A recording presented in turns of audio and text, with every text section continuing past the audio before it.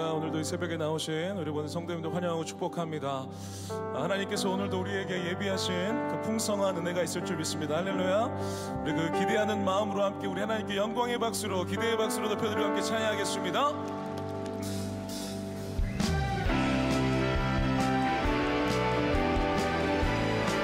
오늘도 우리의 그 소망 되신 예수 그리스도 그만을 기뻐하며 우리 함께 찬양하기 원합니다. 함께 슬픈 마음 있는 사람 예수 이름 믿으며 영원토록 변함없는 기회를 한 번 더 슬픈 마음 있는 사람 슬픈 마음 있는 사람 예수 이름 믿으며 영원토록 변함없는 기쁜 마음 예수의 이름은 세상의 소망이요 예수의 이름은 천국의 기쁨 거룩하신 주의 이름 거룩하신 주의 이름 너의 앞에 사모라 환난 시험 당할 때에 주께 예수의 이름은 예수의 세상의 소망이요 예수의 이름은 천국의 기쁨이요 우리가 상황이 어떠하든지 오늘도 그 예수의 이름 붙들면 우리가 승리할 줄로 믿습니다. 할렐루야. 우리 3절 가사로 존귀하신 주의 이름 우리 기쁨 되도다 주의 품에 안길 때에 기쁨 한 번 더 존귀하신 주의 이름 존귀하신 주의 이름 우리 기쁨 되도다 주의 품에 안길 때에 기뻐 자 예수의 이름은 예수의 세상의 소망이요 예수의 이름은 천국의 4절 가사로 우리 갈 길 다가르되 우리 갈 길 임성의 박수 치시면서 보좌 앞에 나가 왕의 경배하며 멸루 예수의 이름은 예수의 세상의 소망이요 예수의 이름은 천국의 한 번 더 선포하며 예수의 이름은 예수의 이름은 세상의 소망이요 예수의 이름은 우리 한 번 더 선포하며 예수의 이름은 예수의 세상의 소망이요 예수의 이름은 천국의 기쁨이 우리 기쁨 되신 예수께 영광의 박수로 높여드리겠습니다. 할렐루야.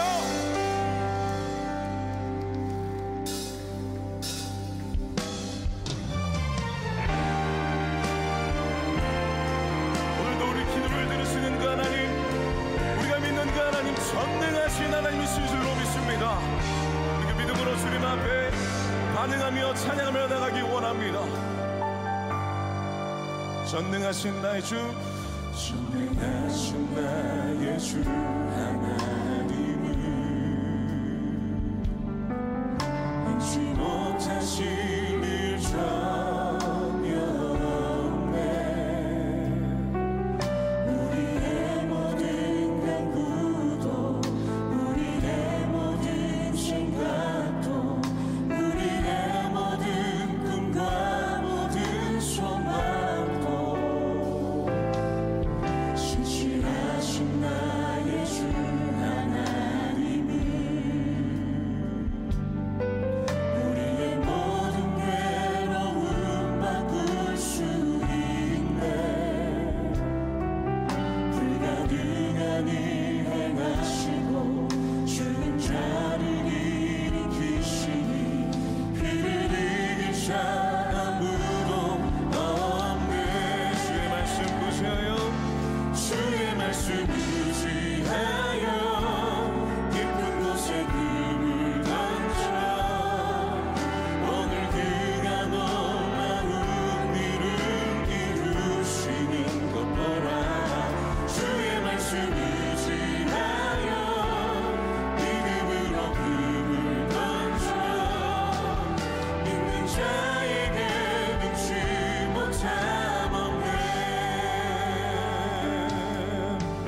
주님 앞에 전능하신 나의 주, 전능하신 나의 주 하나님을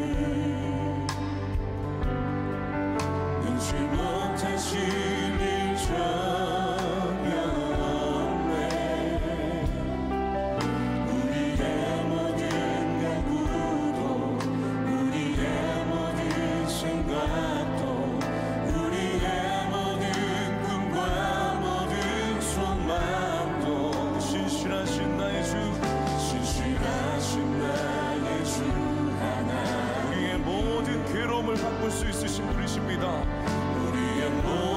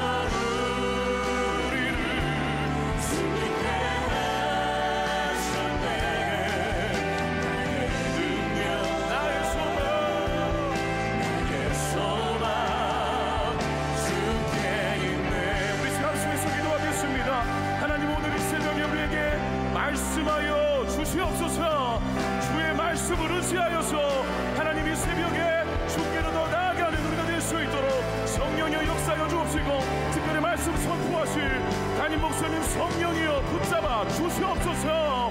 우리 시간을 주님 이름 한번 부르짖고 함께 주의 은혜를 구하며 기도하며 나가겠습니다. 주여, 오 전능하신 아버지 하나님, 오늘도 이 새벽에 우리가 주의 말씀을 사모하며 주여 달려가나이다. 하나님, 우리 모든 심령마다 주여 말씀하여 주시옵소서. 주여, 우리의 모든 믿음이 주께 있나이다.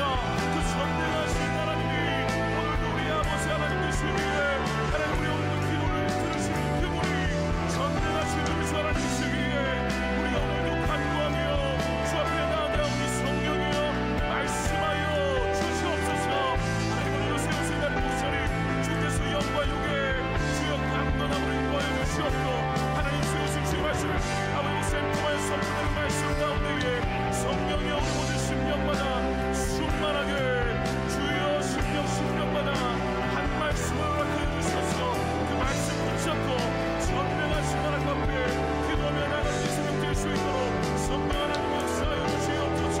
그 하나님의 은혜가 오늘도 모든 주의 말씀을 사모하는 심령 가운데에 주여 충만하게 모일 수 있도록 성령 하나님 역사하여 주시옵소서. 그 은혜가 우리 모든 심령 가운데 사랑하는 주님, 감사합니다. 이 새벽에 우리를 복되고 은혜로운 자리로 불러주신 하나님, 가난한 심령으로 나온 주의 백성들 긍휼히 여기시고 하늘의 만나로 우리의 영혼을 흡족하게 하시며 이 세상을 능히 이기며 살아갈 수 있는 영적 힘을 얻는 복된 시간 되게 하여 주시옵소서. 이 한 해를 우리에게 허락하셨는데 하나님 여호수아의 그 믿음으로 발로 밟는 땅을 내게 주겠다고 하는 말씀의 약속을 믿고 나아가는 저희들 되게 하여 주시옵소서. 하나님 아버지, 담대하게 거침없이 또 복음을 들고 하나님의 나라를 위해서 우리의 삶을 드리기에 부족함이 없도록 우리의 삶의 전 영역을 주님이 다스리시고 인도하여 주시옵소서. 우리의 연약함들을 주님께서 긍휼히 여기시고 주의 은혜로 우리를 덮으시고 주의 능력과 그 하나님의 위대하심이 우리의 삶을 통하여 드러날 수 있도록 인도하여 주시옵소서. 이 신년연초 특별 새벽기도를 통하여서 우리가 더욱더 믿음이 강화되게 하여 주셔서 세상을 이기고 하나님의 나라를 세워가는 일에 아름답게 쓰임받는 저희들 되게 하여 주시옵소서. 오늘도 기도의 제목을 가지고 나온 모든 기도 주님 앞에 아랠 때 응답하시고 우리가 구하고 생각하는 것을 더 넘치도록 부어 주시옵소서. 하나님 아버지 말씀을 통하여 이 아침에도 큰 은혜를 주시기를 소원하오며 또 어린 생명들 축복하여 주시옵소서. 예수님의 이름으로 기도하옵나이다. 아멘. 자, 우리 하나님 말씀 곽시온 읽겠습니다. 오늘 하나님께서 우리에게 주시는 말씀은 요나서 4장 1절에서 4절입니다. 제가 봉독해 드리겠습니다. 요나가 매우 싫어하고 성내며 여호와께 기도하여 이르되, 여호와여, 내가 고국에 있을 때에 이러하겠다고 말씀하지 아니하였나이까. 그러므로 내가 빨리 다시스로 도망하였사오니 주께서는 은혜로우시며 자비로우시며 노하기를 더디하시며 인애가 크시사 뜻을 돌이켜 재앙을 내리지 아니하시는 하나님이신 줄을 내가 알았음이니이다. 여호와여, 원하건대 이제 내 생명을 거두어 가소서. 사는 것보다 죽는 것이 내게 나음이니이다 하니 여호와께서 이르시되 내가 성내는 것이 옳으냐 하시니라. 아멘. 아멘. 아멘. 자, 알겠습니다.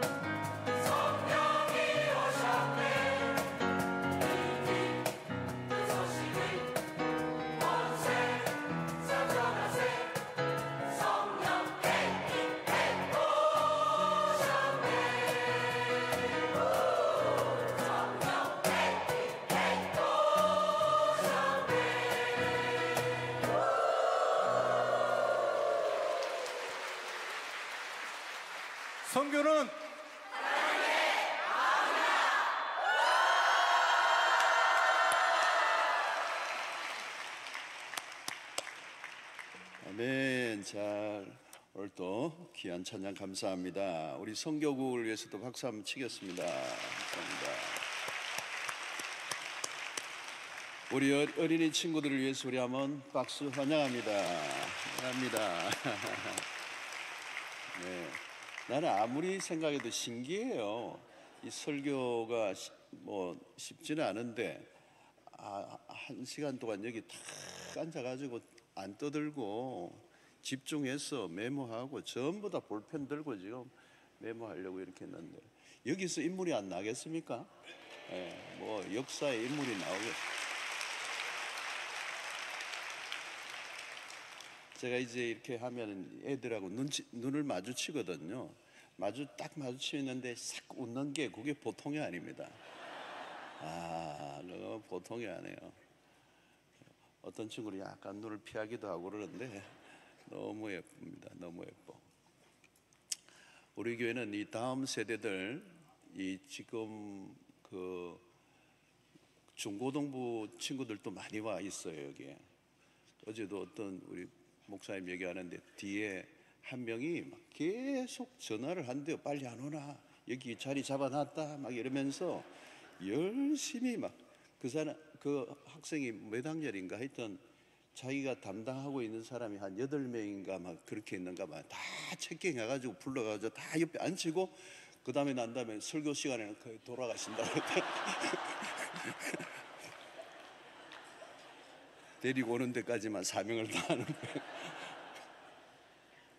얼마나 귀여워요. 얼마나 사랑스러워요. 아주 그냥 새벽에 친구들 데리고 와서 막 그냥 은혜 받게 하고 얼마나 그 열심입니까?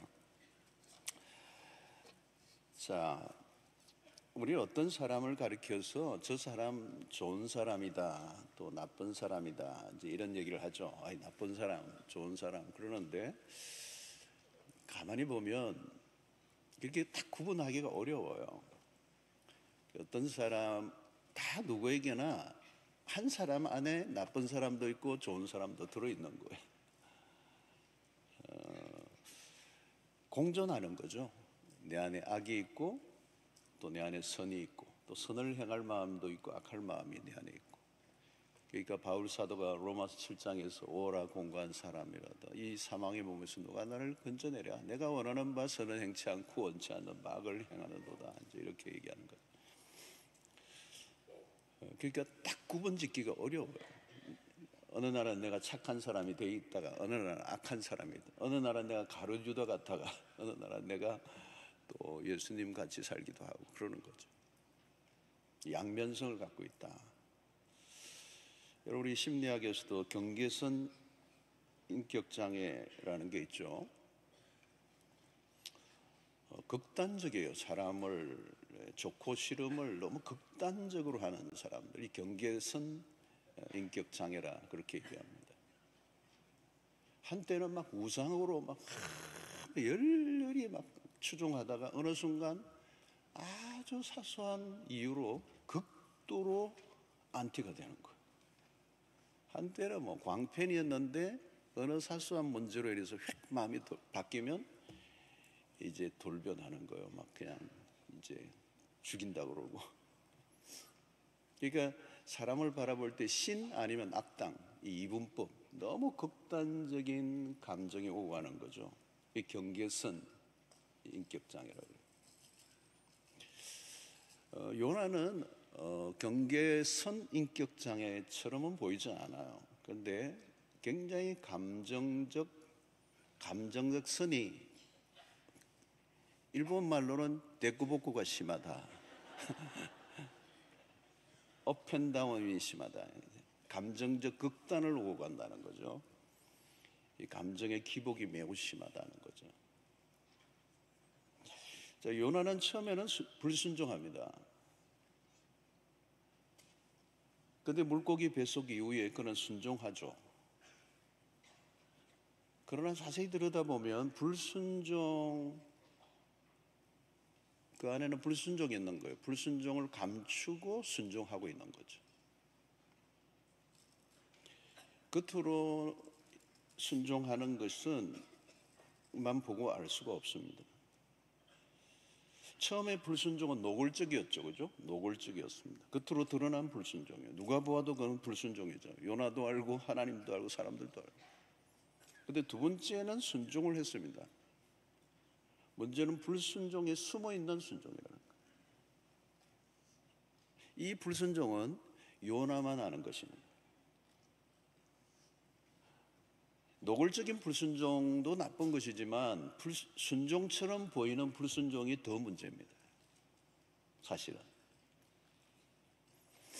이 죄는 어쩌면 요나도 모를 수 있습니다. 불순종을 숨기고 순종하는데 요나 자신은 모를 수 있습니다. 자신은 순종을 열심히 하고 있다고 생각합니다. 그런데 불순종이에요. 이거는 어디에서 벌어지는 일이냐면 무의식 속에서 벌어지는 일입니다. 여러분, 제일 무서운 것은 나도 모르게 짓는 죄입니다. 그 뭐 대책이 없는 거잖아요. 내가 알고 짓는 죄면 그것도 나쁜 거죠. 근데 모르고 짓는 죄는 내가 죄를 지었다는 걸 모르는 거예요. 요나는 지금 하나님께 순종했다고 생각합니다. 근데 불순종이죠. 처음부터 하나님의 말씀을 듣지 않았어야 했는데 괜히 순종하여 자신이 이런 꼴을 당하고 있다, 이렇게 생각한 거거든요. 그래서 요나는 계속 자신을 정당화하고자 하는 거죠. 순종을 해놓고도 마음으로는 순종이 아닙니다. 죽어도 내가 옳았다고 주장을 하고 싶은 거죠. 여러분, 하나님이 주신 두 번째 기회였는데 안타깝게도 그는 실패합니다. 물고기 뱃속을 통과하고 난 다음 다시 시작할 때는 겸손했습니다. 그러나 지금은 그렇지 않아요. 그의 목소리에 힘이 들어가 있어요. 물고기 뱃속에서는 눈물로 울부짖었습니다. 근데 지금은 하나님이 못마땅한 거죠. 물고기 뱃속에서는 시편을 외웠습니다. 그러나 그는 시편에 하나님이 누구인지를 알지 못합니다. 그는 매우 화가 나 있습니다. 자신이 원하는 방식으로 진행되지 않은 것에 대한 불만. 물고기 뱃속에 있을 때는 몸은 힘들었지만 마음은 편했어. 그런데 지금은 몸이 아니라 마음이 매우 불편하고 고통스러워. 요나는 지금 매우 고통스러워합니다. 3절이죠. 여호와여, 원하건대 이제 내 생명을 거두어 가소서. 사는 것보다 죽는 것이 내게 나음이니이다 하니. 여러분, 물고기 뱃속에서는 하나님 살려주십시오, 살려주십시오 기도했습니다. 그런데 그의 기도가 지금 바뀌었습니다. 죽여주십시오. 여러분, 살려달라 이렇게 절규하는 그 기도도 참 처절하지만 더 처절한 것은 죽여달라는 거예요. 우리의 인생을 살면서 하나님 살려달라고, 그것도 참 힘든 일이죠. 그런데 지금은 죽여달라는 거예요. 살고 싶은 게 아니라 죽고 싶다는 거죠. 이 셀프 PT죠. 이 자기 연민에 심하게 빠지면 이렇게 된 거예요. 엘리야도 그랬잖아요. 자기 연민에 빠져 나만 홀로 남았다. 죽기를 구하죠. 이 선지자들이 많이 겪는 어떤 힘든 게 있는 게 사실인 것 같아요. 자, 요나의 입에서 극단적인 말이 나옵니다. 사는 것보다 죽는 게 낫겠다. 이 선지자의 입에서 나오는 말입니다. 여러분, 죽고 싶다는 말은 언제 하는 겁니까? 내가 살 가치를 느끼지 못할 때, 내가 살고 있다는 것에 대한 무가치함, 내 존재에 대한 극도의 그 무가치함을 느끼는 거야. 난 존재할 가치가 없는 거야. 이게 굉장히 위험한 생각이죠. 가끔 이런 생각을 맞을 때가 있어, 우리 인생 가운데. 아마 많은 인생에 살아가는 가운데 이게 와요. 하나님, 차라리 나를 데려가 주십시오. 사는 게 아닙니다. 죽는 게 낫습니다. 일종의 지금 이제 요나는 시위를 하는 거죠. 여러분, 1절에서 요나가 분노하는 걸 보았습니다. 심히 싫어하고 성을 냈다.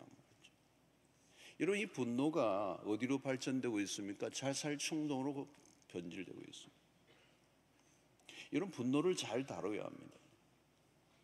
그 분노의 감정이 우리를 어디로 끌고 갈지 모르는 거죠. 이 분노나 자살은 모두 충동적인 것입니다. 감정의 극단에서 일어나는 일이죠. 그래서 분노의 감정을 잘 다루지 않으면 결국은 이게 부정적으로 흘러간다는 거예요. 죽고 싶다. 난 이렇게 살고 싶다. 쉽지 않다. 이 선지자가 이제 막 가고 있습니다. 내가 무슨 낯으로 지금 이스라엘로 돌아가겠는가? 적국이 망한 것이 아니라 더 잘 됐다. 요나는 지금 도끼가 바짝 올라 있습니다. 요나의 심리 상태는 극도의 불안 정세입니다. 그런 비참한 상태에 빠져 있습니다. 선지자가 어떻게 이런 지경까지 내려갈 수 있을까? 여러분, 우리의 삶에도 나는 가치 없는 존재라고 생각하는 때가 있습니까? 자기 연민에 빠지는 거죠. 어떤 분은 내가 나이가 너무 들어서 내가 뭘 살 가치가 있나? 자식들에게 방해만 되고 부담만 주고 내가 무슨 살 의미가 있나? 죽고 싶다. 또 몸이 아픈 분들, 너무 오랫동안 몸이 아프면 하나님 차라리 나를 데려가 주십시오.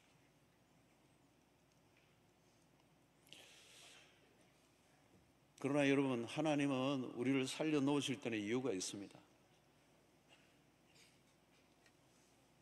이유가 있어요. 여러분. 자기 연민에 빠지지 말고 빠져나와야 돼. 하나님 우리를 필요로 하신다는 거예요. 여러분, 내가 살아있다는 것은 할 일이 있다는 겁니다. 그걸 찾아내야 돼요. 내가 모르니까 그렇지. 그걸 찾아내야 돼요. 반드시 있어요. 내가 살아있다는 것은 살아있게 하시는 하나님의 이유가 있다. 유명한 영화 불의 전차에서 에릭 리델은 올림픽 마라토너죠. 그런 명대사를 날립니다. 나는 달릴 때 너무 기쁘다. 나는 하나님을 위해서 달린다. 하나님은 나를 달리도록 만드셨다. 그리고 나는 달릴 때 기쁨을 느낀다. 나는 하나님을 위해서 달린다. 이게 존재의 가치를 달리면서 느끼는 거죠. 그걸 느껴야 사는 거잖아요. 저는 이럴 때 저는 설교를 하면서 존재의 가치를 느낍니다. 저는 설교하는 게 너무 행복해요. 뒷방에서 제가 주로 안 앉아 있습니다. 서서 빨리 나오려고 기다리고 있습니다. 여러분들을 만나서 여러분들하고 말씀을 나누는 게 존재의 가치, 너무 행복한 거죠. 여러분, 하나님이 우리를 필요로 하신다는 걸 잊지 마십시오. 하나님이 나를 필요로 하실 때 우리는 가치 있는 존재들. 기도 마치고 나니까 어떤 어르신 한 분이 보니까 왔다 갔다 하시더라고. 왜 이제 기도하는 시간에 말씀 마치고 기도하는 시간대요 왔다 갔다 하시나 보니까 여기 강단 위로 올라오는 분들이 신발을 저기 벗어놓고 올라오는데 그 신발을 다 신고 잘 가시도록 다 바로 맞춰 놓으시고 가시더라고요. 여기 와서 당신의 그 존재의 어떤 의미를 그런 데서 찾는 거죠. 얼마나 아름다워요. 주일학교에 가서 아이들 신발을 다 정리해 주는 거. 그 존재의 가치를 느껴요. 자, 오늘 이 요나의 문제는 뭘까요? 2절 하반절에 주께서는 은혜로우시며 자비로우시며 노하기를 드디어 하시며 인애가 크시사 뜻을 돌이켜 재앙을 내리지 아니하시는 하나님이신 줄을 내가 알았습니다. 요나는 하나님을 잘 알고 있다고 생각했어요. 근데 하나님을 알고 있는 게 아니에요. 그런 선지자로서 유대인으로서 하나님을 잘 안다고 생각했을 겁니다. 나만큼 하나님을 아는 사람이 있겠나 이렇게 했었겠죠. 요나는 하나님으로부터 말씀을 직접 받은 사람입니다. 하나님을 모른다고 할 수가 없어요. 근데 온전히 알고 있는 것이 아니었습니다. 문제는 여기에서 일어나는 겁니다. 여러분, 탕자의 비유에서 큰 아들은 아버지를 잘 알지 못했습니다. 이런 한 집에 아버지와 부자지간이 있는데도 아버지를 몰라요. 아버지가 뭘 원하는지를 몰라. 그가 화가 난 모습이 뭘까요? 이 큰아들이 왜 그렇게 화가 나 있어요? 아버지에 대한 오해. 아버지는 어떤 분입니까? 집을 떠난 아들이 돌아오기를 애타게 기다리는 아버지. 아버지는 그거밖에 없어. 아버지가 언제 가장 기뻐했습니까? 집을 떠난 아들이 돌아왔을 때. 왜? 그것이 아버지의 전부였기 때문에. 그러니까 누가복음 15장 32절에 이 내 동생은 죽었다가 살아났으며 내가 잃었다가 얻었기로 우리가 즐거워하고 기뻐하는 것이 마땅하다니라. 그런데 큰아들은 아버지의 기쁨에 동참하지 못합니다. 오히려 그 기뻐하는 아버지 때문에 화가 나 있는 화가. 이 아버지 진짜 아버지 맞나? 뭐 이러면서 이 큰 둘째 그 동생보다 아버지가 더 나쁜 거 아니냐? 뭐 이런 거. 어떻게 이런 아들을 받아주고 잔치를 여냐? 미친 아버지 아니야? 화가 날대로 난 거예요. 여러분 이 요나의 모습과 얼마나 억울했대요. 자기는 아버지의 명에 순종을 했다고 주장하는 거예요. 난 순종할 대로 다 했다는 거예요. 자기 의로 가득 차 있어요. 근데 나에게는 염소 새끼 하나도 안 잡아주고. 여러분 이 큰아들은 아버지의 마음을 몰라도 한참 모르는 거예요. 뭘 순종했다는 건지 알 길이 없어요. 자기 방식으로 순종한 거예요. 여러분 여기에서 모든 게 꼬입니다. 여러분 누가복음 15장은 하나님의 마음을 참 잘 표현한 거예요. 세 가지 비유를 통하여. 근데 15장 7절에 보면 내가 너에게 이르노니 이와 같이 죄인 한 사람이 회개하면 하늘에서는 회개할 것 없는 의인 99으로 말미암아 기뻐하는 것보다 더하리라. 그러니까 여러분 이거를 오늘 현대적으로 버전으로 바꾸면 여기에서 10만 명, 100만 명이 예배 드리고 있는 것도 기뻐하지만 죄인 한 사람이 회개하고 주일날 한 사람이 여기 오면 10만 명, 100만 명이 예배 드리는 그것을 받는 것보다 더 기뻐하신다는 거예요. 한 영혼이 주께로 돌아온 일을 하나님이 그렇게 기뻐하십니다. 죄인 한 사람이 회개하는 것이 하늘에서는 그렇게 기뻐하는 일이라. 하나님의 기쁨은 어디 있느냐? 잃어버린 자를 찾는 거라는 거. 그것이 세상에 예수님이 오신 목적이니까. 그리고 우리가 복음 전거를 그렇게 강조하는 이유가 뭘까요? 여러분 그러니까 한 사람이 죄인 한 사람이 회개하면 하늘에서 회개할 것이 없는 99으로 인하여 기뻐하는 것보다 더 기뻐한다라고 했을 때 니느웨의 그 백성들이 돌아오는 모습을 볼 때 하나님의 마음이 어떻겠어? 근데 요나는 화가 팍 나 있는 거예요.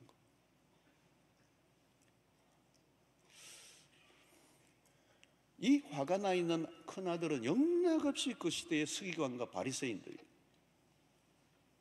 종교적 열심은 있었으나 정작 하나님이 누구이신지 모르는 사람들, 하나님이 누구인지 모르면서 하나님을 잘 섬기고 있다고 착각하고 있는 사람들, 이게 얼마나 기가 막힌 얘기예요. 심지어 그 하나님의 그 행하심에 대해서 불만을 터뜨리고 있는 선지자. 여러분 지금도 마찬가지입니다. 하나님의 마음을 아는 거, 이게 신앙의 핵심입니다. 우리가 열심히 내는 게 중요하지 않습니다. 내가 뭘 하고 있느냐 그게 중요하지 않아요. 내가 얼마나 내가 공로를 치는 그건 중요하지 않아요. 하나님의 마음을 모르고 있다면 그건 아무것도 아니에요. 하나님의 마음을 모르면 순종처럼 보이는 불순종이에요. 여기 요나는 극도로 지금 그걸 싫어하죠. 니느웨가 심판을 받지 않고 회개했다는 사실. 그런 순종해서나 실패했습니다. 순종했으나 실패했어요. 그건 순종이 아니에요. 그러므로 신앙생활의 걸림돌은 하나님에 대한 무지입니다. 하나님에게 대한 무지는 무지로 끝나는 게 아니에요. 그것으로 인한 폐해가 너무 커요. 신앙생활이 자꾸 헷갈리는 거예요. 여러분, 하나님에게 실망했다는 사람들이 꽤 많아요. 왜 실망했을까요? 하나님에게 문제가 있는 건가요? 여러분, 하나님을 알아가는 데는 끝이 없습니다. 요나는 여러분, 하나님을 전혀 모르는 선지자가 아닙니다. 여러분, 요나를 함부로 평가하면 안 됩니다. 그는 하나님의 음성을 들었고, 어찌되었든 하나님의 음성을 듣고 하나님의 명령에도 순종했던 사람입니다. 그러니까 우리가 너무 빨리 요나를 비난하면 돼요. 그는 믿음으로 살려고 애를 썼어요. 사실 여러분, 자세히 들여다보면 니느웨까지 간 거예요. 노력한 거예요. 애를 쓴 거예요. 신앙생활을 잘해보려고 했어요. 하나님 말씀 순종하려고 그래도 그냥 죽을 고비를 다 하고 간 거란 말이에요. 그런데 어느 순간에 한계에 부딪히는 겁니다.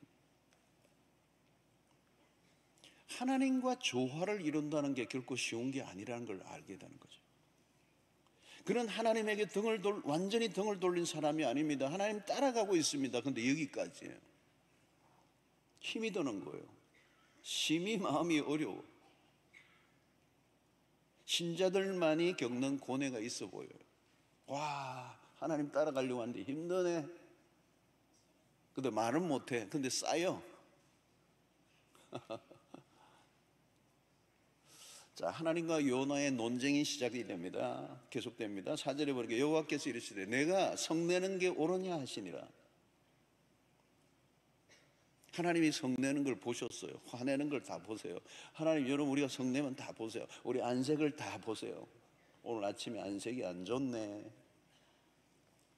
창세기 아벨의 형 가인의 안색을 묻죠. 하나님이 안색이 변함이 어찌 됨이냐. 여러분, 하나님은 우리의 감정 하나도 놓치지 않습니다. 하나님이 물으시죠. 요나야, 왜 너가 성을 내느냐? 내가 성을 내는 게 옳으냐? 가로치고 네 성질머리로 뭐 하겠냐? 극짜증을 부리는 그냥 짜증이 아니죠. 근데 하나님은 참 젠틀하세요. 화를 왜 내니? 여러분, 이 질문을 하세요. 예수님은, 하나님은 그 질문, 왜 너가 성을 내느냐? 성을 내는 게 옳냐? 질문을 던지세요. 자, 이 질문을 던지는 이유는 그 분노에 요나가 직면하라는 거예요. 너 왜 화를 내지? 여러분, 하나님은 종종 우리에게 질문을 던지십니다. 아담과 하와에게도 아담아, 내가 어디 있느냐? 죄를 짓고 난 이후에 하나님이 물으십니다. 아담아, 너가 어디 있느냐? 이거는 장소를 묻는 게 아니죠. 너가 왜 거기 있느냐는 거죠. 너 왜 선악과를 먹었느냐? 가인에게도 내 아우 아벨이 어디 있느냐? 이건 질문은 단순한 질문이 아니에요. 굉장히 존재론적인 질문을 하는 거예요. 이런 성경은 질문으로 가득 차 있습니다. 예수님도 질문하는 거 좋아하세요. 너희는 나를 누구로 하느냐? 내가 나를 사랑하느냐? 너가 낳고자 하느냐? 여러분, 예수님은 질문의 대가이세요. 신약 복음서에 예수님이 하신 질문만 몇 개냐 하면 350여 개가 돼요. 여러분, 질문을 해야 생각을 합니다. 생각이 있어야 질문을 할 수가 있습니다. 그리고 그 질문은 생각에 불을 지릅니다. 모든 학문은 질문을 통해서 발전되죠. 깨달음도 질문을 통해서 주어집니다. 아마 여러분들이 신앙에 질문을 가지고 오신 분은 이 집회를 통하여 많은 답을 얻어갈 수 있습니다. 질문이 없는 분은 그냥 가십니다. 설교를 들어도 그냥 왔다 가시는 거고, 질문이 있는 분은 이 설교를 통하여 답을 찾고 갈 수 있어요. 여러분, 철학이 뭡니까? 왜 존재하는가? 나는 어디에 있는가? 나는 어디로 가는가? 묻는 게 철학이잖아요. 그냥 막 흘러가는 대로 사는 게 아니고, 왜 돈을 벌지? 질문을 해야 되잖아요. 왜 내가 공부를 하지? 왜 학교를 다니지? 엄마가 가라고 했어. 여러분, 질문해야 돼요. 내가 왜 교회를 다니는지, 내가 왜 예수를 믿는지, 왜 수영노교에 다니는지 한번 질문해 보신 적 있어요? 질문을 해야 돼요, 여러분. 그 질문이 사유의 세계로 이끌어가는 거예요. 본질에 집중해 가는 거잖아요. 여러분, 마귀는요, 질문하지 못하게 해요. 그냥 살아. 생각을 못하게 하는 거예요. 마귀는 우리가 생각하지 못하게 해요. 생각을 아예 하지 않으면 어떻게 돼요, 여러분? 이 무지 속에 사는 거예요. 마귀가 노리는 겁니다. 그리고 이단들은요, 생각을 많이 못하게 해요. 그냥 막 집단식으로 막 암기로 해가지고 달달달달 외우게 하고 반복하게 하고 따라오게 만들어요. 그 집단 문해화 정세가 일어나는 거예요. 생각을 못해요.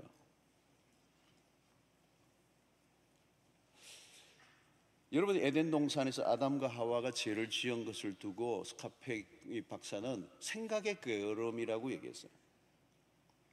한 번이라도 생각을 해보았더라면 그 마귀의 유혹에 넘어가지 않았습니다.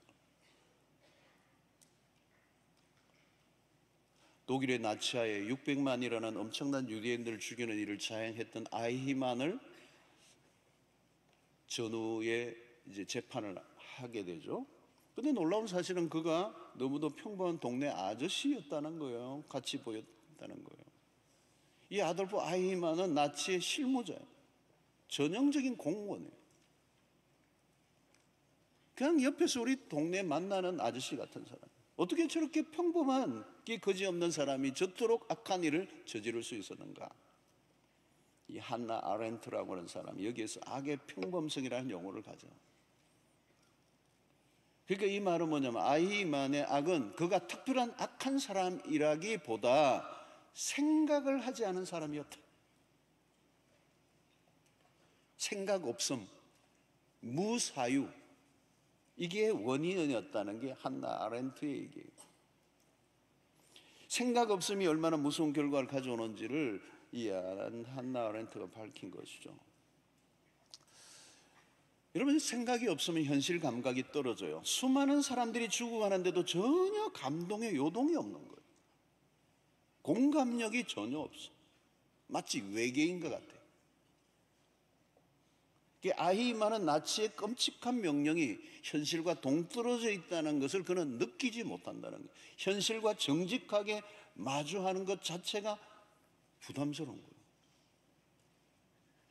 여러분, 생각이 중요합니다. 사유하고 관조하는 삶이 중요해요. 하던 일을 잠시 멈추고 생각해야 되는 거예요. 종종 우리는 그 생각의 세계로, 내가 어디에 있는지, 내 신앙은 어디로 가고 있는지, 내 신앙 이대로 좋은 건지, 내가 어디에서 빗나갔는지, 왜 내가 이렇게 계속 맴돌고 있는지, 왜 본래의 자리로 자꾸 돌아가는지, 이 요나는 계속 본래의 자리로 돌아가고 있는 거예요.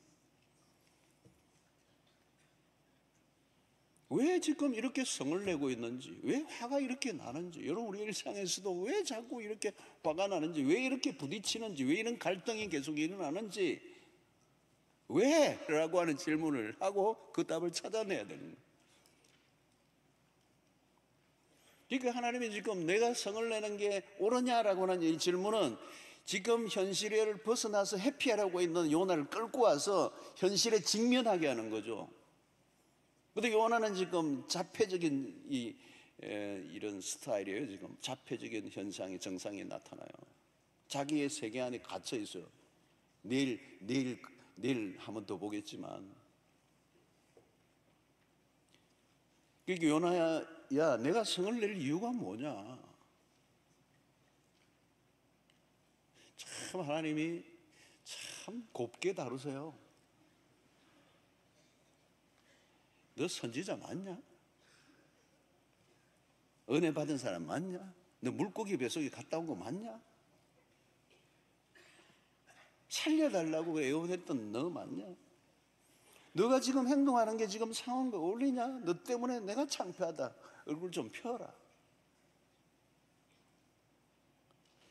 근데 하나님은 참으시죠. 인내하시죠. 하나님은 분노의 원인을 다루십니다. 이런 분노는 누구나 합니다.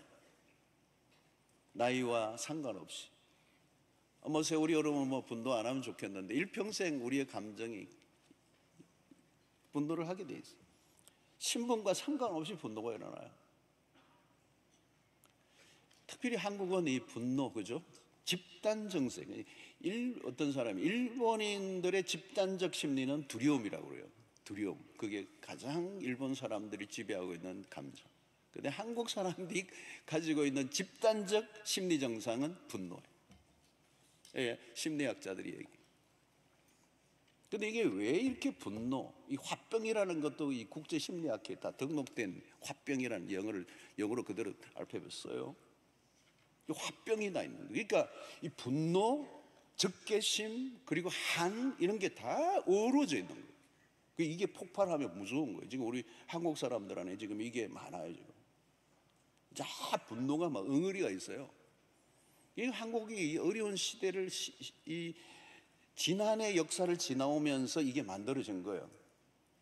울분이나 이런 것들이 막 있는 거죠. 잘못 건드리면 큰일 나는 거죠.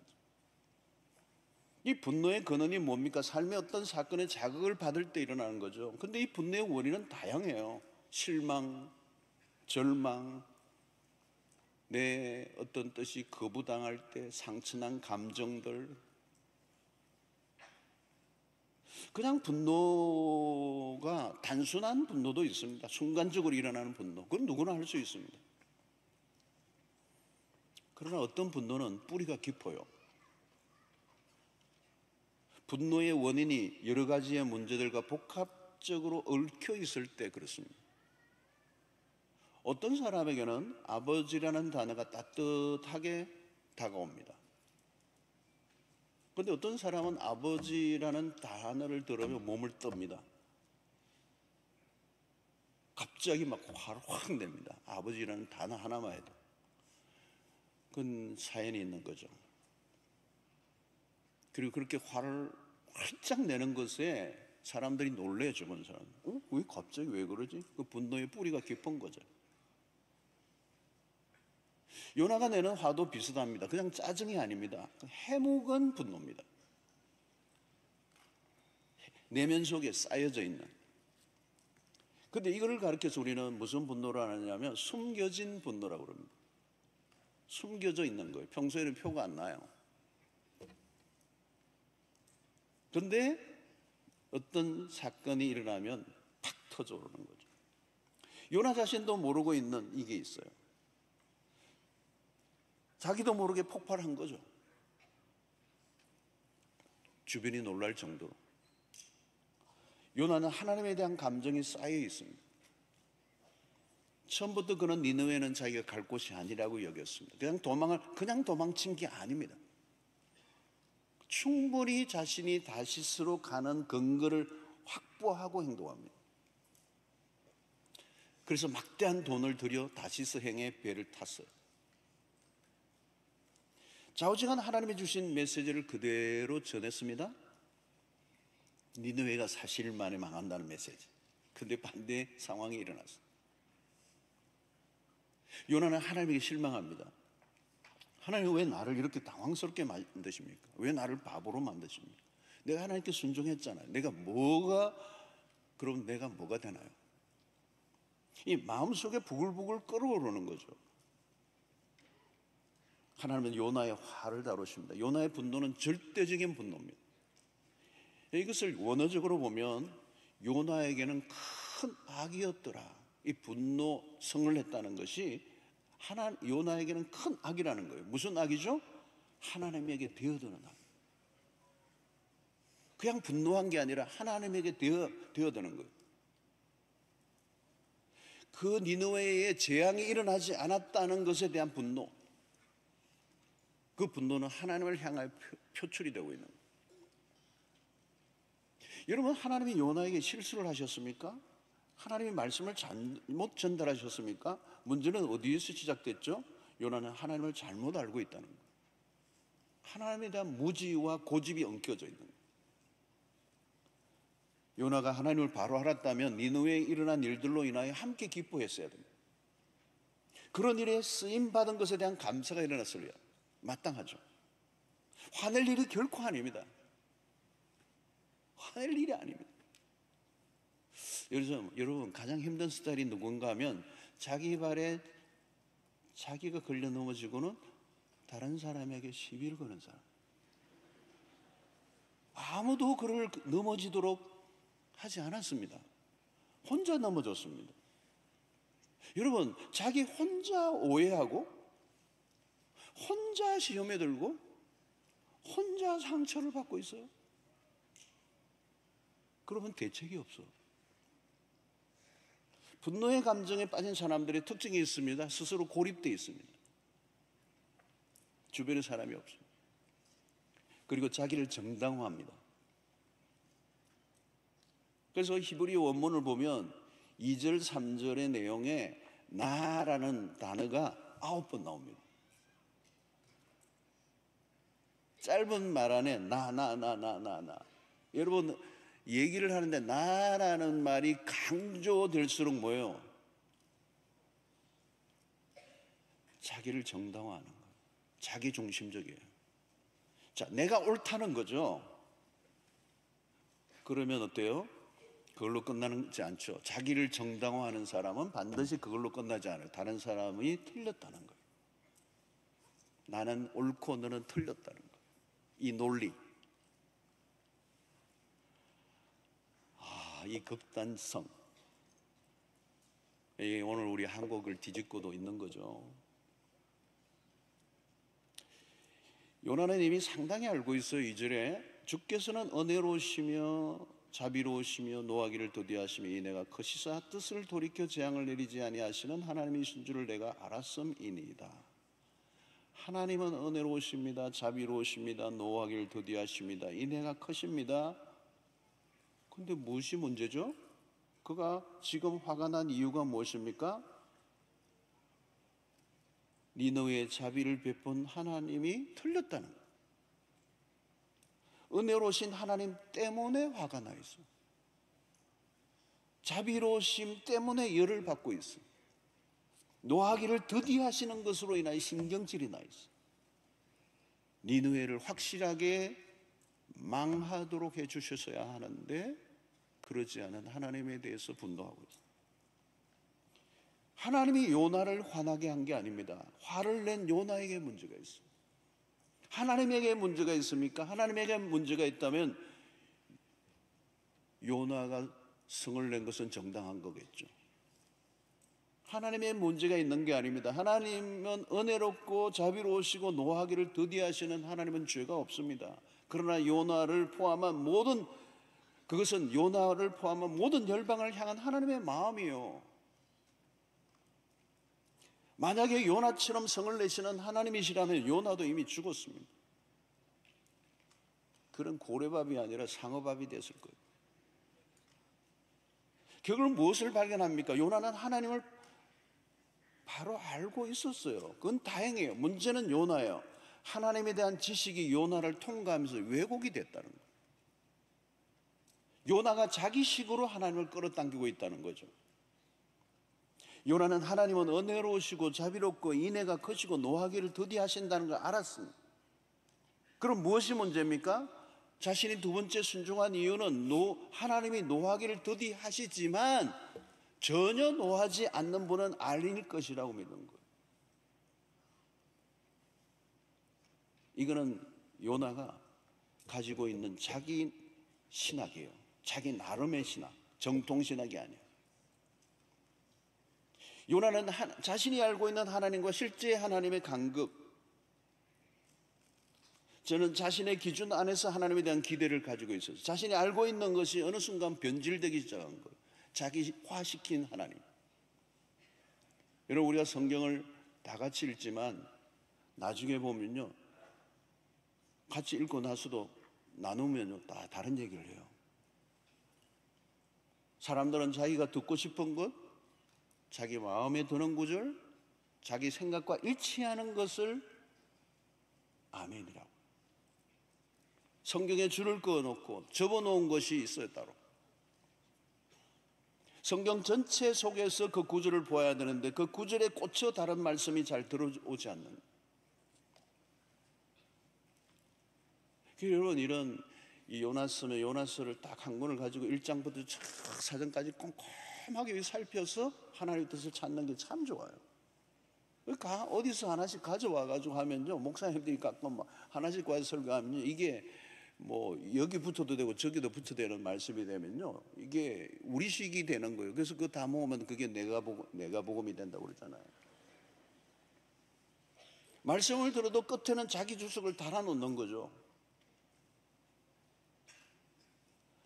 요나의 분노는 전적으로 자신의 오해와 착각에서 비롯되었습니다.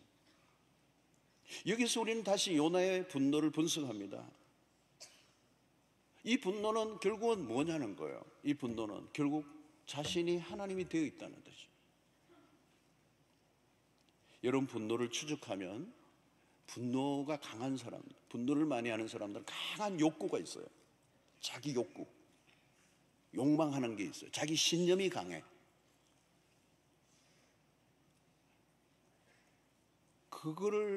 그게 안 이루어지면 화가 나는 거예요. 자기 중심적으로 하는데 그게 봉쇄되잖아요. 그럼 분노가 하는 거예요. 참을 수가 없어. 자기가 원하는 것을 이루어야 돼. 내 뜻대로 안 되면 분노하잖아요. 요나는 한 고집하는 사람. 자기의 뜻을 정하면 자기 고집대로 밀고 나가는 스타일.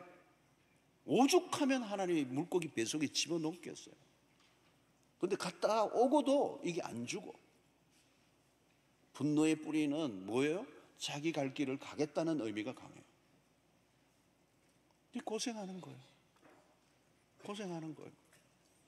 여러분, 예수님을 접대하는 마르다를 보세요. 그는 잔뜩 화가 나 있어요. 겉으로는 주님을 대접하고자 하지만 사실은 주님을 매우 불편하게 해드리고 있어요. 여러분, 대접이라는 게 그렇잖아요. 대접하는 사람 중심이 아니고 대접을 하는 사람의 중심이 아니라 대접을 받는 사람 중심으로 대접을 해야 그게 대접이지. 마리아는 예수님을 대접해드리는 게 아니라 자기 만족을 추구하는 거예요.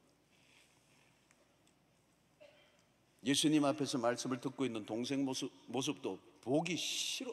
매우 싫어. 모든 걸 자기가 주도해 가려고 합니다. 자기 열망이 너무 강하면 화를 내게 돼 있어요. 여러분, 분노하는 사람들은 자기가 왕이 돼 있습니다. 아무나 분노하지 않아요, 여러분. 자기가 원하는 대로 돌아가지 않으니까. 요나는 겉으로는 하나님에게 순종합니다. 그러나 그 분노를 통하여 자기가 하나님이 되어 있는 것입니다. 요나는 하나님마저도 자기 마음대로 통제하려고 했습니다. 하나님을 자기의 틀 안에서 활동하기를 바랬습니다. 하나님이 자기 마음에 들지 않았습니다. 그는 하나님의 니느웨에 대한 처신에 화가 나 있습니다. 그리고 자신은 하나님에게 할 만큼 했다고 주장합니다. 그런데 여러분, 이 모든 것이 하나님에 대한 오해 때문입니다. 요나의 분노는 하나님에 대한 자신의 잘못된 결론 때문입니다. 우리는 하나님 탓할 때가 참 많습니다. 하나님이 무슨 동네 북이에요. 문제는 하나님에게 있는 게 아닙니다. 그 하나님을 온전히 이해하지 못하는 내 문제. 여러분들은 하나님에게 화를 내본 적이 있습니까? 필립 얀시가 지은 책 중에 하나님, 당신께 실망했습니다. 여러분, 신앙생활을 하다 보면 내가 알고 있는 하나님과 일상에서 만나는 하나님이 다를 때가 있습니다. 그러면 어떻게 해야 되죠, 여러분? 하나님, 그분을 고쳐야 합니까? 아니면 나를 고쳐야 합니까? 성경과 부딪히면 성경을 고쳐야 하겠습니까? 내가 고쳐져야 하겠습니까? 하나님, 우리가 누구인지를, 하나님은 우리가 누구인지를 너무나도 잘 알고 계십니다. 하나님은 인간의 몸을 입고 오셔서 인간의 삶을 체휼하신 분입니다. 그래서 우리를 너무 잘 알고 계세요. 그러나 여러분, 우리는 하나님이 누구이신지를 알지 못합니다. 성경을 통해서 하나님이 누구이신가를 알긴 하지만 그것을 통해서도 다 안다고 할 수가 없습니다. 무엇보다도 우리는, 하나님은 인간이 되어 보셨지만 우리는 하나님이 되어 본 적이 없습니다. 하나님이 누구이신지를 알 수가 없습니다. 요나는 하나님을 자기식으로 자기 수준에서 재단하고 있습니다. 왜 하나님이 마음을 바꾸시는지 알 수가 없었습니다.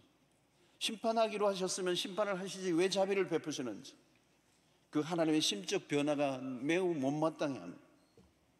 그러나 하나님의 마음에 돌이키심은 하나님이 줏대가 없다는 것이 아니라 자비와 긍휼이 얼마나 크신가를 보여주신 것입니다. 단지 그것이 자신이 아닌 다른 사람에게로 드러났을 때 심통이 난 것입니다. 그것은 하나님의 문제가 아니고 그것을 받아들이지 못한 요나의 문제예요. 하나님의 사랑과 용서의 폭이 큰 것이 어떻게 문제가 될 수가 있습니까? 만약 분노를 한다면 요나가 분노할 것이 아니라 하나님이 분노하셔야 합니다. 성경을 보면요, 하나님은 얼마나 많이 분노를 가라앉히시는지 모릅니다. 얼마나 많이 참으시는지 모릅니다. 실망을 한다면 하나님이 하셔야 돼요. 배신감을 느끼면 누가 느끼셔야 돼요? 하나님이 느끼셔야 돼요. 지금 거꾸로 하고 있는, 거꾸로 하고. 여러분, 복음서에 나오는 비유를 보십시오. 예수님이 한 비유를 드시죠. 어느 종이 주인에게 엄청난 빚을 줬어요. 그런데 어느 날 주인이 다 탕감해 줬어요. 한량없는 자비와 은혜였습니다. 그런데 그 탕감받은 사람이 가다가 자신에게 아주 조금의 빚을 진 사람을 만납니다. 눈곱만큼, 자기가 탕감받은 거에 비해 눈곱만큼 자기에게 빚을 진 사람을 만납니다. 그런데 그 빚을 갚도록 막 압박을 가합니다. 조금만 참아달라고 간청을 하는데도 허락하지 않고 그 사람을 그냥 옥에 가두어 버립니다. 그 소식을, 큰 빚을 탕감해 준 주인이 듣고 그를 불러 책망합니다. 내가 너를 불쌍히 여김과 같이 너도 그 동료를 불쌍히 여김이 마땅하지 않느냐.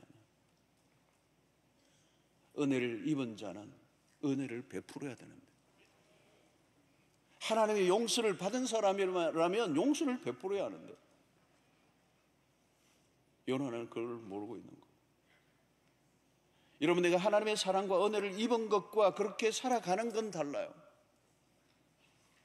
이게 이 딜레마가 있는 거예요. 하나님의 은혜를 그렇게 입었는데도 요나는 그 은혜를 풀어내는 삶을 사는 게 아니에요.